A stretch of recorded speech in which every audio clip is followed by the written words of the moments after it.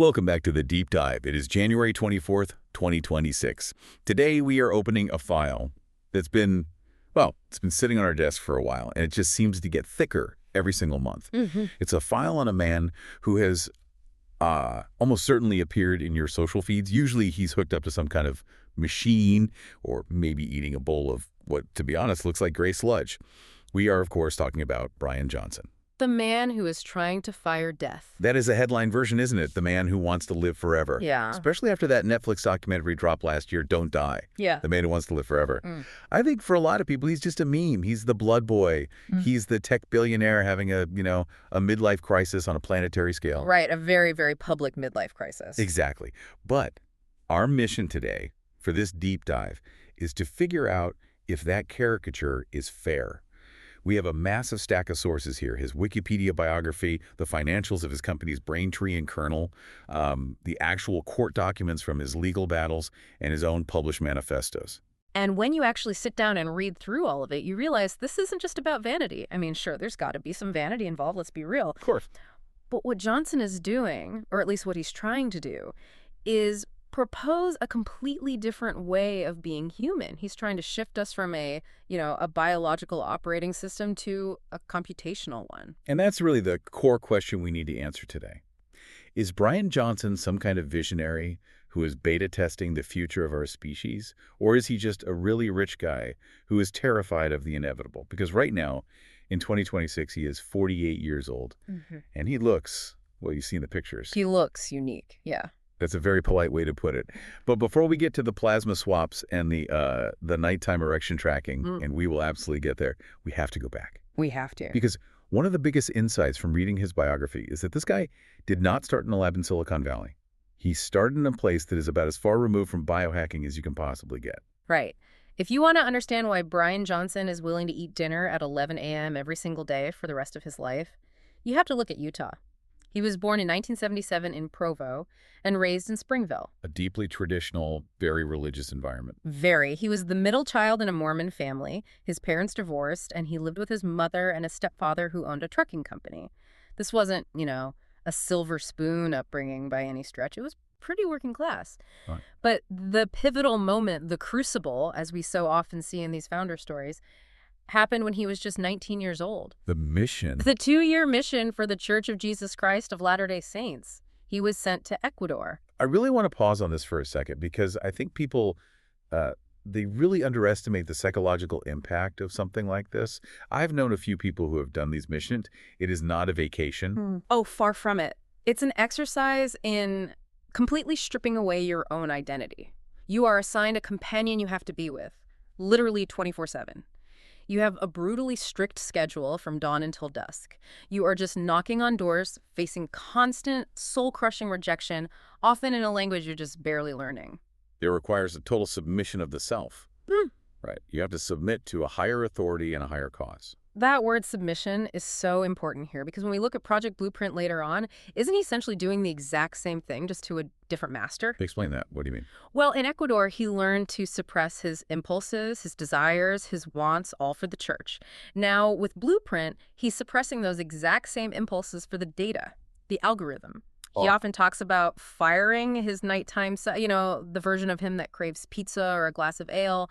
He treats his own human desires like an unruly employee that needs to be disciplined or even terminated. So that entire mental architecture, that framework of discipline and submission was built in Ecuador. I think so, yeah. He just swapped out the scripture for spreadsheets. So he trades one strict dogma for another.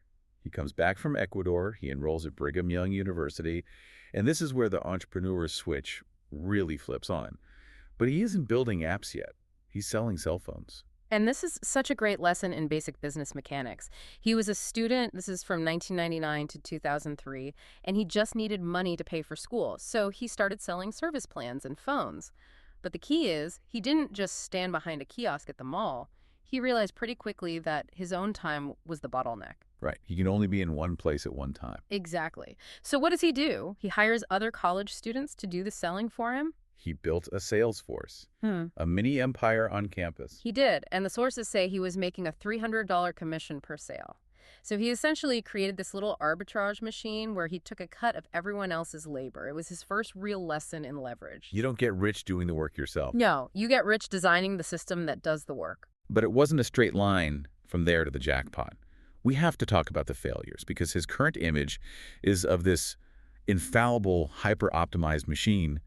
But his early 20s, I mean, they were messy. Very messy. He started a VoIP company called Inquist. You can think of it as like an early clunky version of Skype. That failed in 2001. VoIP, voice over IP, for anyone who doesn't remember that acronym. Yeah, exactly.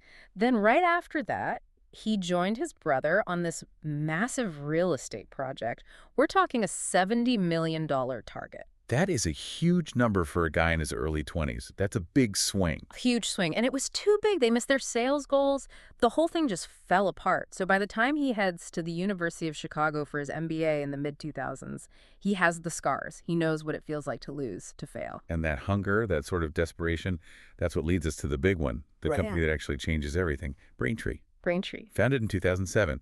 Now, for the non-technical listener, payment processing sounds incredibly boring. It just sounds like plumbing for the internet. It is plumbing, but that's the point. In 2007, the plumbing of the internet was totally broken.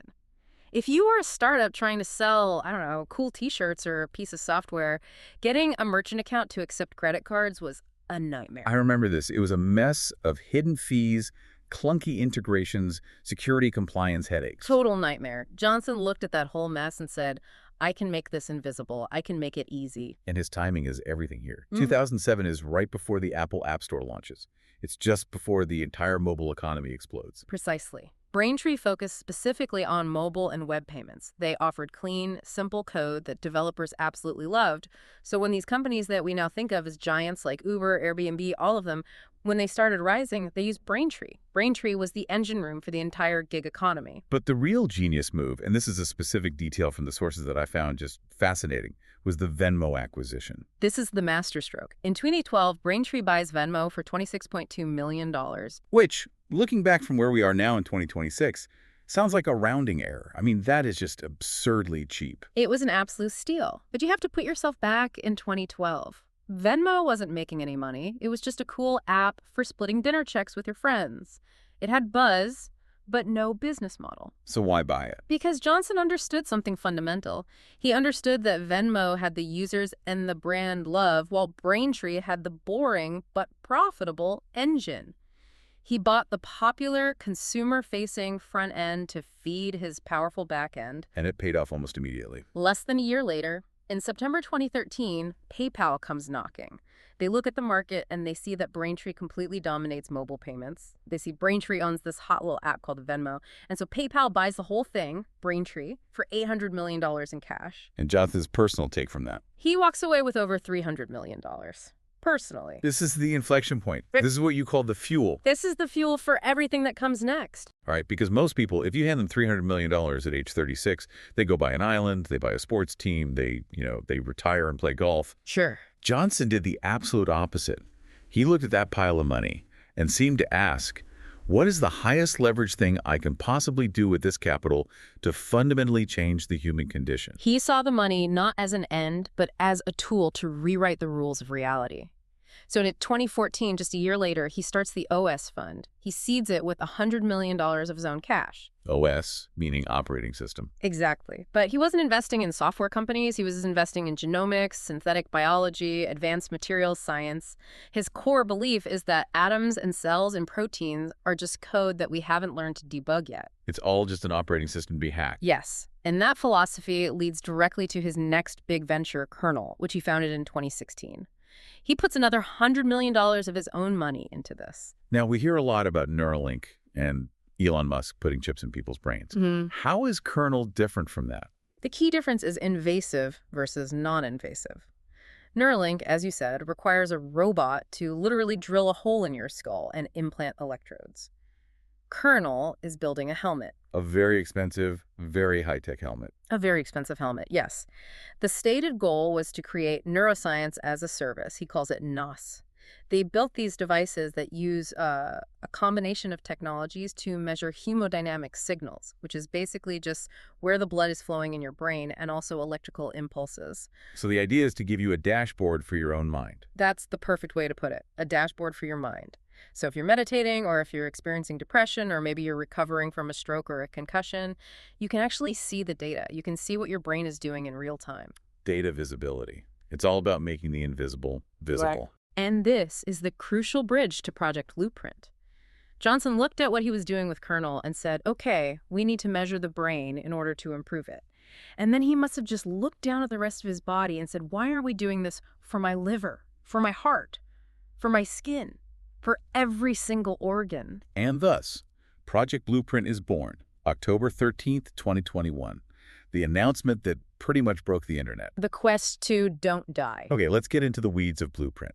Because the media always focuses on the 100+ pills a day, the vegan sludge for breakfast, the full-body lasers. But I want to understand the how. What is the scientific philosophy that underpins all of this? At its core, it's based on the concept of the N of 1 trial. N of 1, meaning a study with only one participant. Exactly. Him. In traditional science, if you want to prove a new drug works, you need a huge randomized controlled trial. You need 10,000 people to take it and compare them to 10,000 people who don't. Johnson is saying, for my purposes, I am the only patient that matters. So how does that work in practice? He treats his body as a closed-loop system. He measures a specific biomarker, let's say it's C-reactive protein, a measure of inflammation.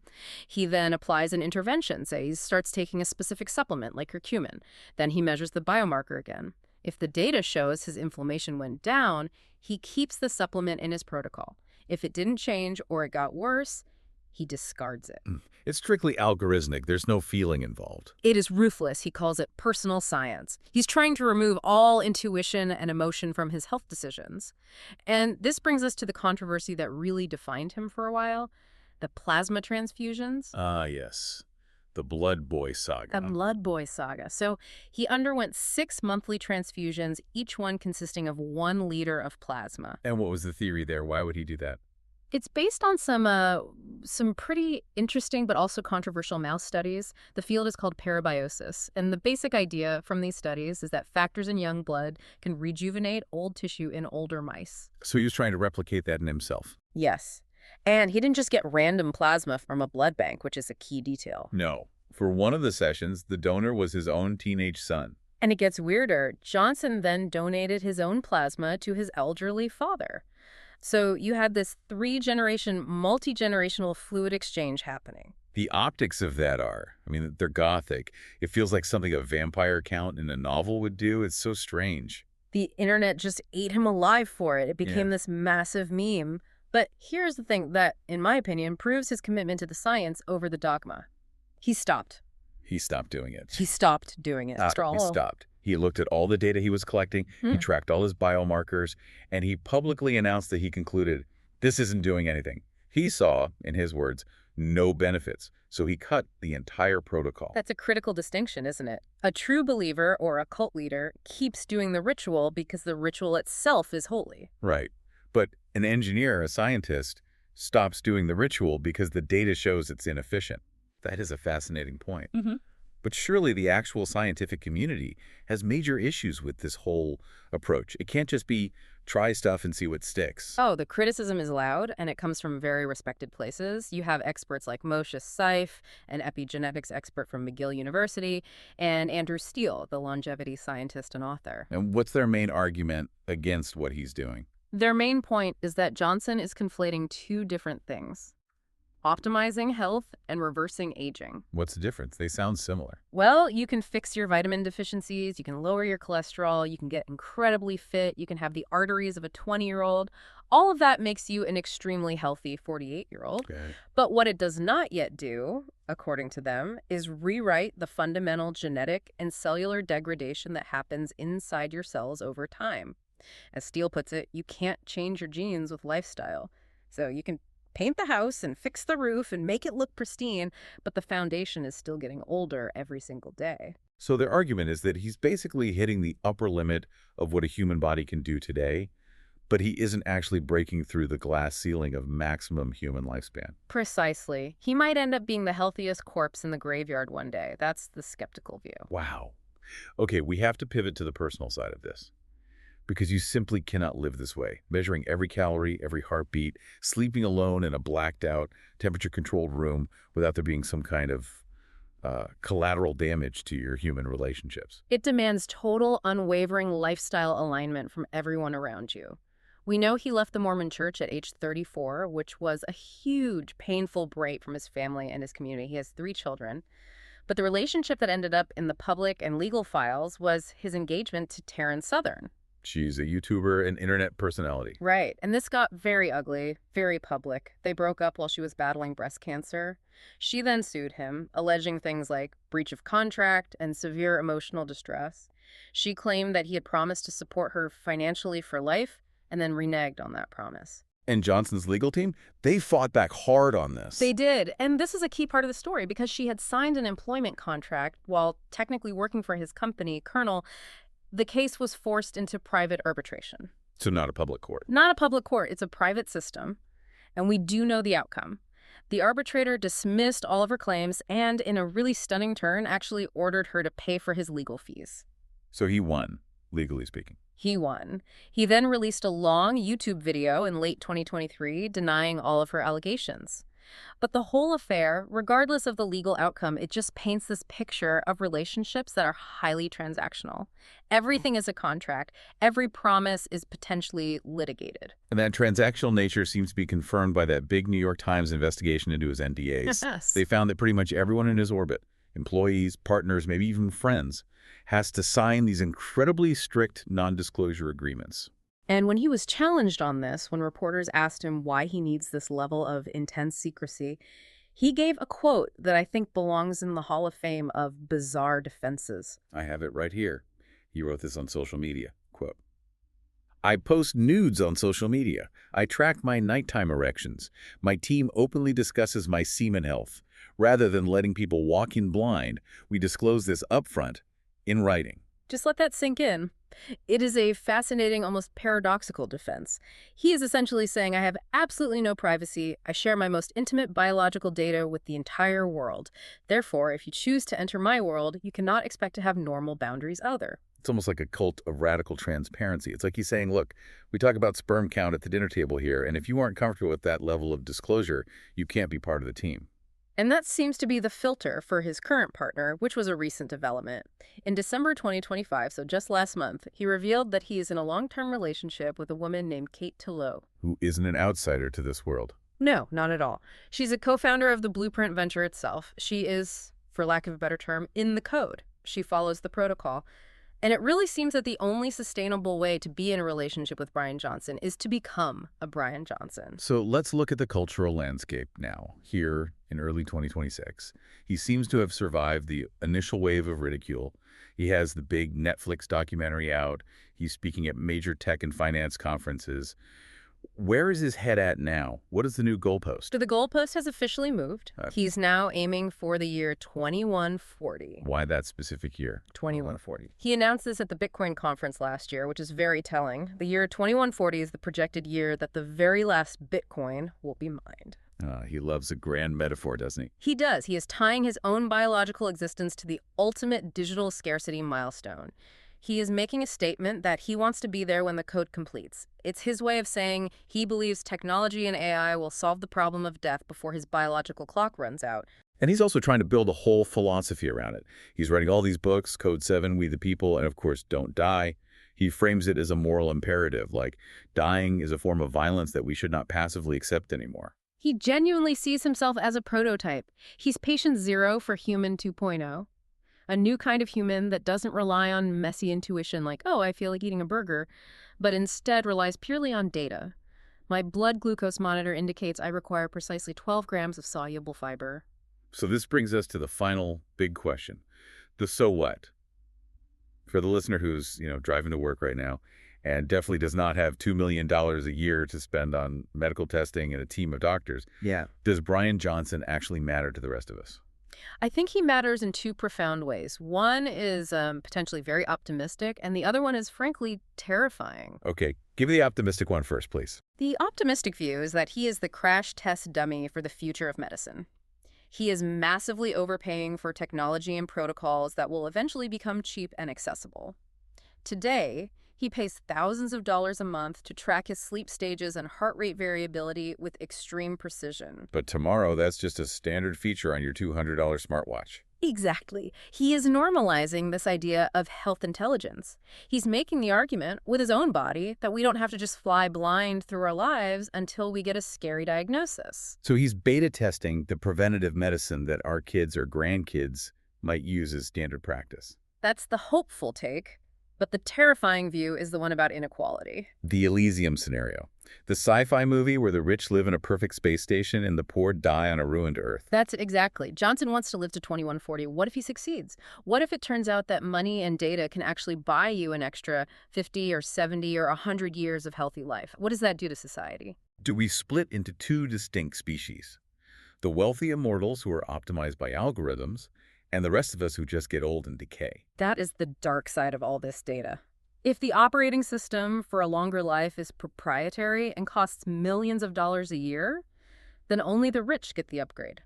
And that's the one question Johnson hasn't really answered yet, has he?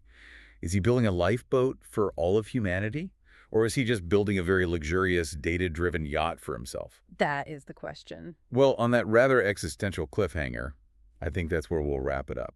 Whether you are diligently tracking your nighttime erections or just, trying to get 8 hours of sleep tonight, we appreciate you diving in with us. Stay curious and maybe eat some vegetables. It probably can't hurt. See you in the future.